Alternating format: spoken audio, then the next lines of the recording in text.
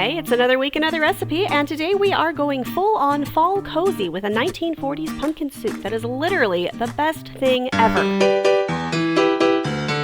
Hey everyone, welcome back to my kitchen. My name is Courtney Morris and I cook history's forgotten recipes out of random cookbooks I find and sometimes websites. And today we have got a wonderful fall soup. Well, I'm getting ahead of my game. We have a fall soup that I hope is wonderful for you today. And if you're new here, I hope you enjoy the recipe. Stick around to the end to see the results. And if you're coming back for more, thank you so much for stopping by once again, and let's get into it. All right, it is that time of year again. It is pumpkin season. We are almost at the end of October somehow, and it finally up here has started to rain. It is no longer 90 degrees, although we've got forest fires everywhere, which you can kind of hear in my voice. It's very hoarse right now, and I'm trying not to lose it. But now with the rain, it's clearing out and it's nice and cool and it's drippy and I am in the mood for something cozy. So these little pumpkins are pie pumpkins, and I only have experience with them one time in a video last year to make pumpkin pie out of a pie pumpkin. Go watch that after this. It actually turned out pretty good. I was kind of surprised. But that being said, if you don't have any background, I'm not a squash person and I am a texture person. So I'm trying to break down those mental blocks. And I found on the 1940's experiment.com a wartime pumpkin soup, which soup sounds great to me. Wartime, let's experiment. Pumpkin, we'll find out.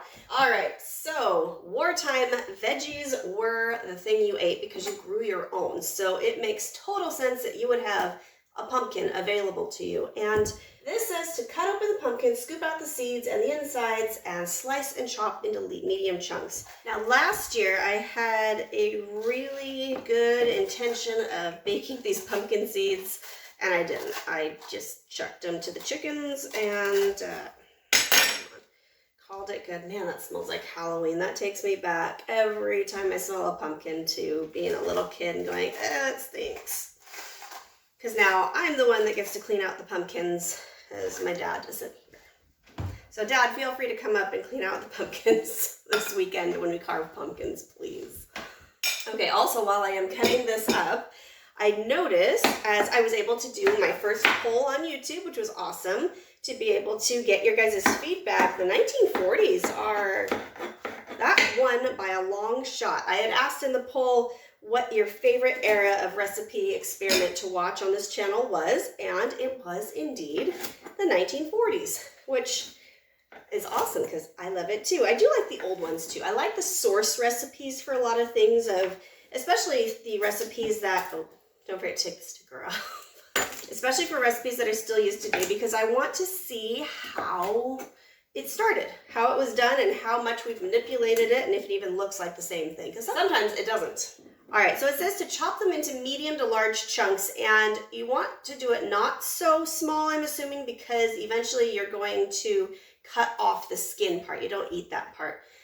So I'm just gonna do it, I don't know, maybe even these are too small, but I feel like it'd be easy enough to take a spoon after it's all mushy. I do want to like pumpkin, but it took me a long time to even like the idea of a sweet potato. Place on baking tray and dot butter or margarine over the top. Okay, if you saw my little behind the scenes shopping post, I did go to the store for this and forgot my margarine again. So I'm using some butter rations.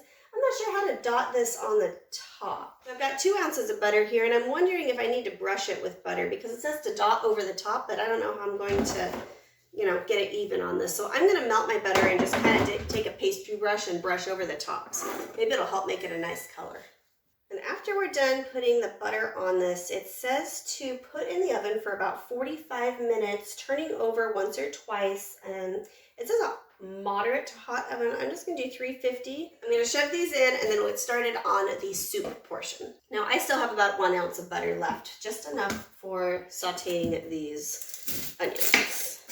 Okay, so don't pay attention to the really old sauce pot. It still works just fine.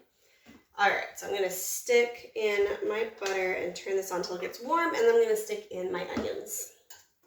And we're gonna let those saute a little bit and get soft and get the aromas and the essence of onion out of it. All right, so these onions are now softened. They're a little translucent, slightly browned, which gives off great flavor. I've turned down my heat The next instruction is to put the pumpkin in, but it's not done yet. So what I'm going to do is I'm going to put the stock in first and just turn it down just to a small simmer, just so it is ready for the pumpkin. Now it says a liter of vegetable stock, which would have been very prevalent because you would have had vegetables and the ends of vegetables that you don't normally eat, but make for a great stock. I usually have some that I keep on hand that I use with vegetable scraps as I pile them up, but I don't have any at the moment, so I have chicken stock, and this is just based on bouillon powder, which was available too, I believe. Honestly, I tend to like chicken stock better than vegetable stock, but that's just my personal preference. You could use whatever you wanted here. Now the onion and the chicken stock already smells really good, so hopefully the pumpkin doesn't ruin it for me. Oh, and I had to look this up, but for any of you Americans out there, 1 liter is about 33.8 ounces in US measurements, so a little over 4 cups. So I have got this on 3, which is kind of like my low, medium, lowish, and I'm just gonna let this simmer until my pumpkin's ready in about 30 minutes. Okay, so these are nice and cool. I have turned this up a little hotter. I'm gonna try and keep the steam out of my face. I'm supposed to scrape the pumpkin into the soup, which easy enough. It comes off really easy. While I am putting this pumpkin in, let's talk cost on this, because I feel like this is gonna become an important part of this channel, at least for me, because the harvest reports, at least for the U.S. Agricultural Department, have started coming out since September, and they're not looking good as far as food supply, shortages, and economic mumbo-jumbo that I don't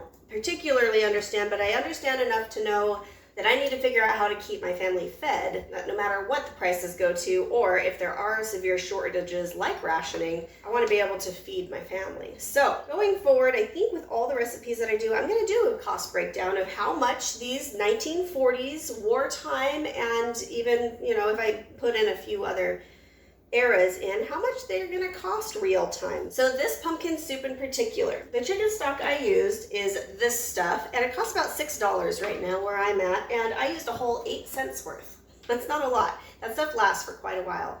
So I've got 8 cents of that in there. My milk, my gallon of milk was $3.27 a gallon. I'm going to use about a cup of milk, which costs about 20 cents. My pumpkin that I bought was $2.59, and that was a 2-pound pumpkin. My butter, I got a pound of butter for $2.78, and mind you, that was on sale because the holidays are coming. And I used about 34 cents. It comes to 17 cents an ounce. So I used 34 cents of my butter. My onion was about, I think it was like 6 cents, 6 or 8 cents. I can't remember. I didn't write that one down.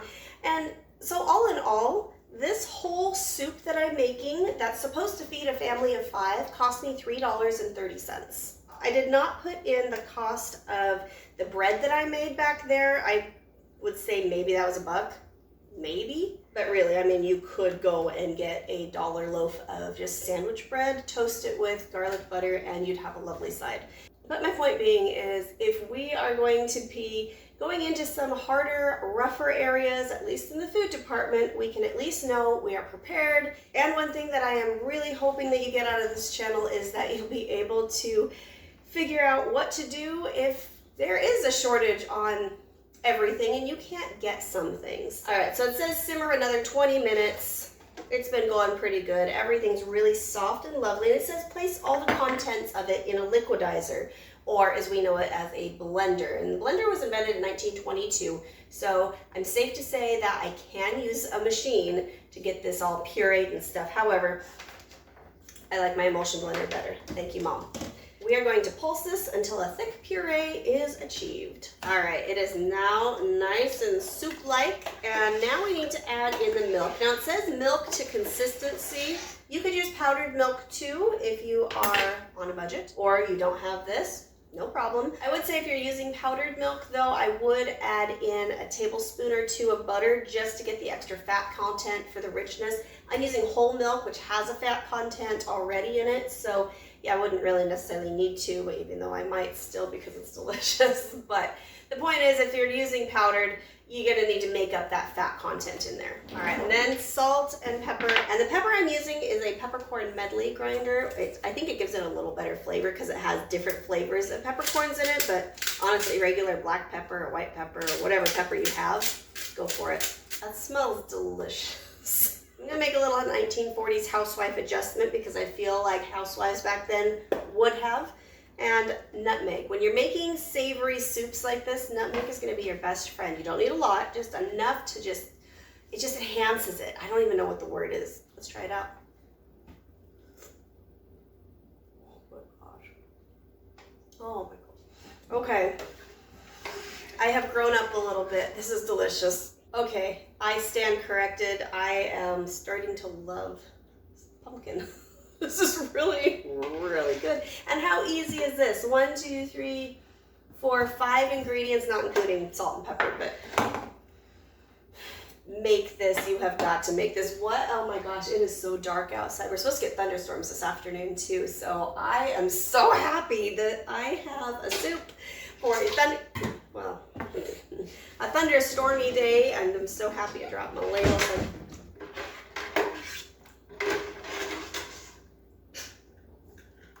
Life happens, guys. So now the next order of business is this guy right here. I'm just gonna take the end off for right now. I put everything but the bagel seasoning on top of it because I love it. It's got that nice little onion flavor, but this is one of my favorite country loaf breads. I'm just gonna dip it in the soup. Okay, I got a little bit of that onion seasoning on there, plus that, and I'm just like, mind blown. This is amazing. Please make this. Please let me know that you tried this. You cannot tell me that you can't eat well on a budget. This is so good and stupid cheap. Like, I did the math and it came out to 60 cents a serving, plus whatever bread you can find. But honestly, guys, make your own food. It's so much better and way cheaper than going and getting a can of soup or a couple cans of soup and trying to feed your family with that. All right, I've got to stop talking about this. I am overjoyed with this recipe. Real food is good food. If you are still here, I hope you enjoyed this video. I hope you got something out of it. I hope you try it. And I hope you join our community. We are growing and it's awesome and I love talking with you guys. Please hit the subscribe button if you haven't already. Hit the little like button if you enjoyed the video and it tells me that I am making content that you are enjoying. And send me a recipe. Send me a comment, say hi, let me know that you are here. And if you need something else to watch after this, go ahead and click on this one here. This is the first time I had ever used pie pumpkins, and it was actually a pretty successful experiment. It actually wasn't really bad. All right, have a great week. I will see you next week. Bye.